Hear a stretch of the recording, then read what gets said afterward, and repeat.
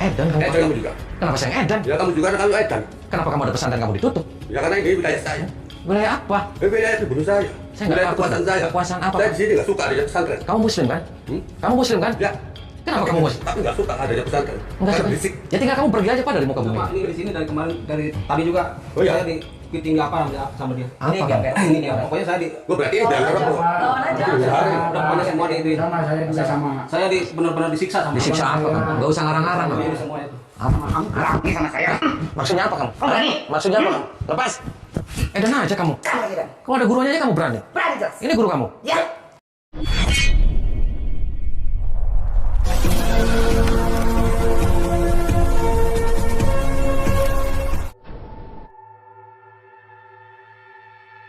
Assalamualaikum warahmatullahi wabarakatuh. Sahabat pemirsa yang dirahmati Allah Subhanahu wa Ta'ala.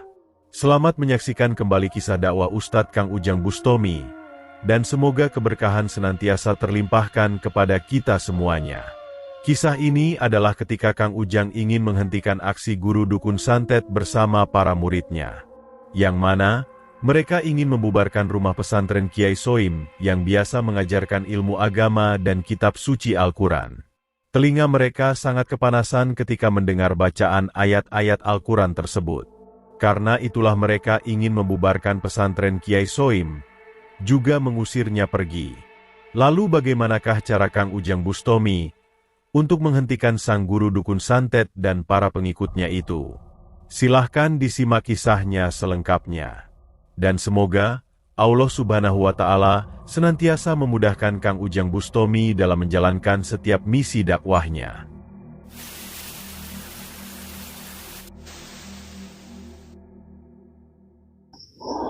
Allahumma sholli ala Muhammad ya Rabbi sholli alaihi wasallim. Allahumma sholli ala Muhammad ya Rabbi sholli alaihi wasallim. Rabbi fanfa'na ببركتهم واهدنا الحسنى بحرمتهم. ربي فانفعنا ببركتهم واهدنا الحسنى بحرمتهم.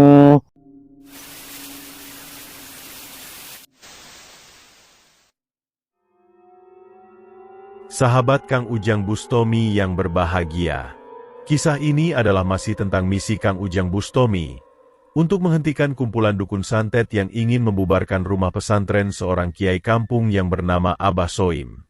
Seperti yang telah kita saksikan di video sebelumnya, bahwa Kang Ujang datang ke rumah Kiai Soim yang rumah pesantrennya telah disegel oleh kumpulan dukun santet di kampungnya.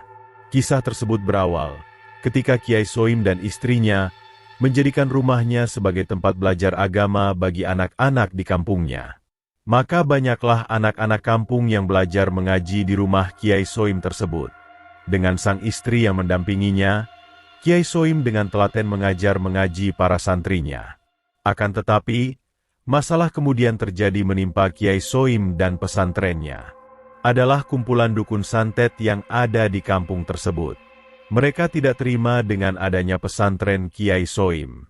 Menurut mereka, suasana pesantren yang cukup ramai itu telah membuat risih telinganya. Apalagi ketika mendengar Kiai Soim dan banyak santrinya membaca kitab Al-Quran, para dukun itu seperti merasa kepanasan. Karena itulah para dukun santet itu kemudian membuat ulah. Mereka berusaha meneror Kiai Soim agar menghentikan kegiatan mengajinya itu. Mereka pun juga berusaha menyantet Kiai Soim. Namun, kebersihan hati Kiai Soim dan istrinya ternyata telah mampu melindungi dirinya. Allah Subhanahu wa Ta'ala tidak mengizinkan ilmu santet tersebut menembus tubuhnya.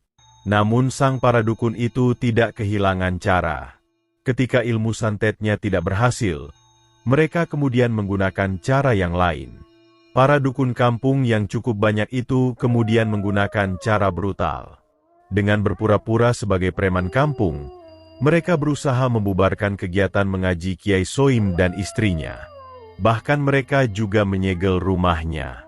Mereka juga berusaha mengusir Kiai Soim dan istrinya agar pergi meninggalkan kampungnya. Sedang rumah pesantren milik sang Kiai dijadikan tempat maksiat bersama para wanita yang bukan pasangannya. Dan malam itu adalah hari terakhir Kiai Soim agar pergi meninggalkan rumahnya. Sebenarnya Kiai Soim sudah mencoba meminta perlindungan kepada para aparat di kampung. Akan tetapi, para aparat kampung itu tidak berani untuk membantunya. Itu dikarenakan orang-orang yang mengusir Kiai Soim adalah para dukun santet yang sangat kejam dan berbahaya. Mereka takut jika para dukun itu kirim santet kepada dirinya dan keluarganya. Di saat itulah Kiai Soim tidak bisa berbuat apa-apa. Mereka hanya bisa bersedih dan berserah diri kepada Allah Subhanahu wa Ta'ala. Dan di saat kondisi yang seperti itulah, Allah kemudian menunjukkan kuasanya. Adalah Kang Ujang Bustomi yang tiba-tiba masuk rumah Kiai Soim melalui jendela kamar rumah Kiai Soim. Ketika Kang Ujang mendengar kisah Kiai Soim yang teraniaya yang demikian itu, Kang Ujang segera berusaha membantu sang Kiai. Berhubung di depan rumah banyak dukun yang berkumpul, dia berusaha menemui Kiai Soim melalui jendela dari belakang rumahnya. Maka bertemulah Kang Ujang Bustomi dengan Kiai Soim bersama sang istrinya yang terus menangis itu. Kang Ujang pun segera berkata bahwa dia datang adalah karena mendapat informasi dari warga kampung yang merasa prihatin akan keadaan Kiai Soim. Warga tersebut meminta Kang Ujang untuk membantu sang Kiai yang akan diusir pergi oleh kumpulan dukun santet. Kiai Soim pun merasa sangat bersyukur dengan Kang Ujang Bustomi yang berusaha datang untuk membantunya. Kiai Soim dan istrinya segera menceritakan kisah kelam yang sedang dihadapinya. Akan tetapi, berhubung suasana yang sudah sangat genting, Kang Ujang tidak ingin banyak berbicara. Kang Ujang segera meminta sang Kiai untuk keluar kamar dan mempertemukan Kang Ujang dengan sang para dukun yang sudah berkumpul di rumah pesantrennya itu. Maka bertemulah Kang Ujang dengan para dukun yang bersama beberapa wanita itu.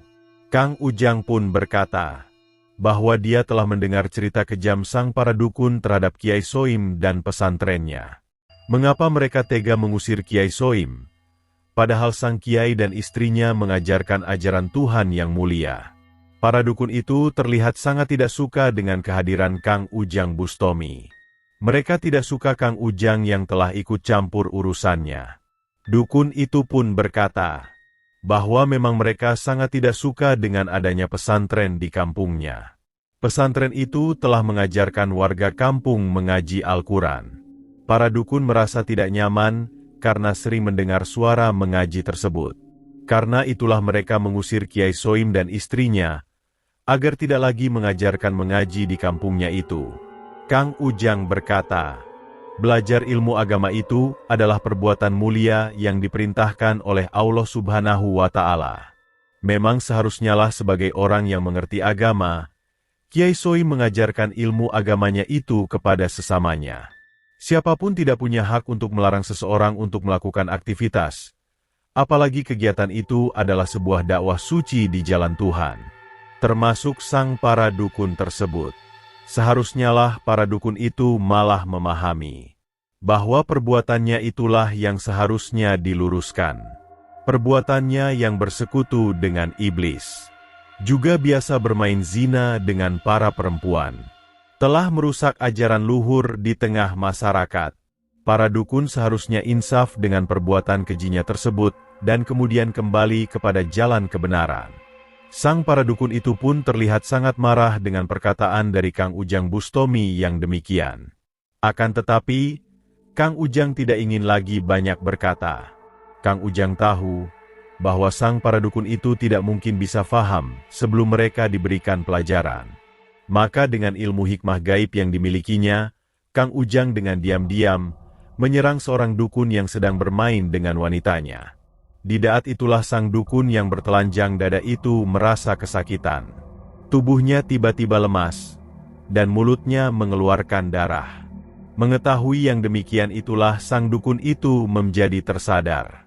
bahwa Kang Ujang yang ada di hadapannya itulah yang telah menyerang sang dukun dengan ilmu gaibnya. Dan mengetahui hal yang demikian, sang dukun terlihat menjadi sangat murka. Dia pun segera berusaha untuk menghajar Kang Ujang dengan kekuatan. Maka terjadilah pertarungan hebat sang dukun yang seperti preman itu dengan Kang Ujang Bustomi. Dan setelah melakukan beberapa serangan, Kang Ujang pun berhasil mengalahkannya. Jurus-jurus Kang Ujang yang sangat kuat telah menghantam tubuh sang dukun hingga tak berdaya. Kang Ujang pun segera memberikan pelajaran kepada sang dukun terlaknat itu. Namun tiba-tiba saja datang beberapa dukun yang langsung masuk dan melabrak Kang Ujang Bustomi. Ternyata, dia adalah sang guru dukun yang bersama para muridnya. Dan sang guru dukun tersebutlah yang menjadi dalang dari kesesatan di kampung tersebut. Dan dia pula yang menyuruh para murid dukunnya untuk membubarkan rumah pesantren Kiai Soim. Kang Ujang pun berkata, sebagaimana seorang guru dukun yang dituakan di kampung tersebut, seharusnya dia mengajak para muridnya untuk melakukan kebaikan, tidak malah menyuruh mereka untuk berbuat aniaya dan kemungkaran. Kiai Soim adalah kiai kampung sederhana yang berusaha untuk menjalankan perintah Tuhannya. Seharusnyalah dia didukung dan dilindungi, tidak malah dianiaya dan diusir pergi. Sang guru dukun sedikit pun tidak hendak peduli perkataan Kang Ujang Bustomi. Dia malah mengatakan, seharusnya Kang Ujang tidak ikut campur urusan di kampungnya. Bagi mereka, Kiai Soim telah membuat risih mereka dengan ajaran di pesantrennya. Telinga mereka terasa sangat kepanasan ketika Kiai Soim dan para santrinya membaca ayat-ayat suci Al-Quran. Karena itulah mereka kemudian ingin membubarkan dan mengusir pergi Kiai Soim, agar dia dan para muridnya bisa merasa nyaman. Sehingga dengan demikian, mereka bisa bebas melakukan hal sesuai kehendaknya. Dan mendengar perkataan sang guru dukun yang demikian, Kang Ujang pun tidak ingin banyak bicara lagi. Kang Ujang sadar bahwa para dukun tersebut jiwanya sudah dikuasai oleh iblis. Tidak mungkin Kang Ujang menyadarkan mereka hanya dengan kata-kata. Dan cara yang terbaik hanya satu, yaitu mengalahkan dan menghajarnya, serta menghancurkan ilmu iblis yang ada di dalam tubuhnya. Kiai salahnya apa, Kiai? Bikin berisik. Kamu yang bikin Dulu nggak ada berisik. pesantren terjalan aja. Kami aja ya. Ada suara berisik. Enak. Kumpar yang kecil lah. Ini dia kira. Ya kamu mau mati? Ya enggak. Kami yang mau mati. Lanjut.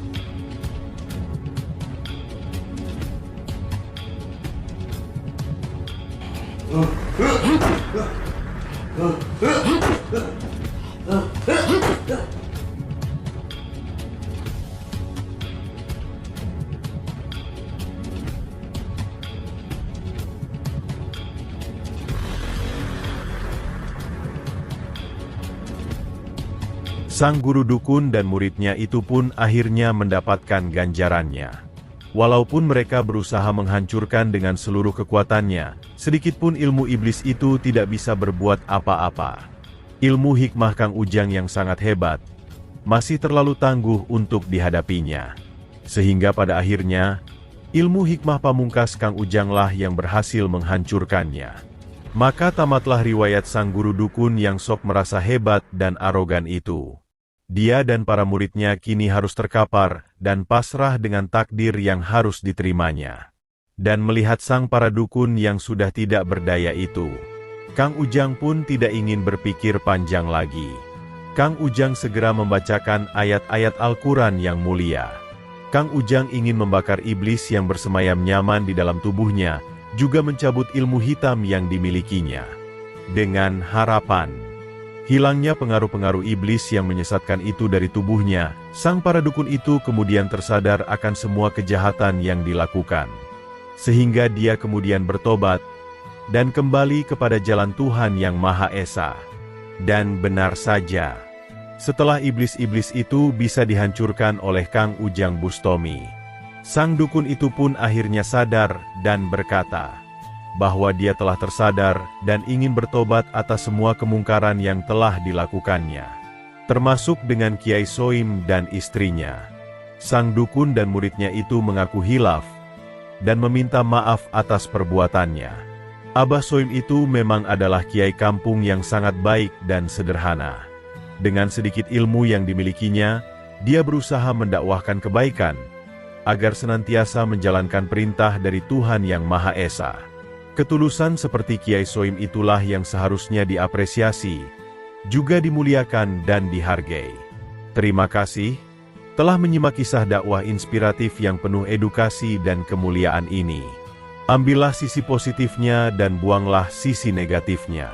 Tentunya kami juga berharap kisah dakwah yang kami sajikan ini bisa memberikan manfaat, juga menjadi petunjuk bagi para pemirsa.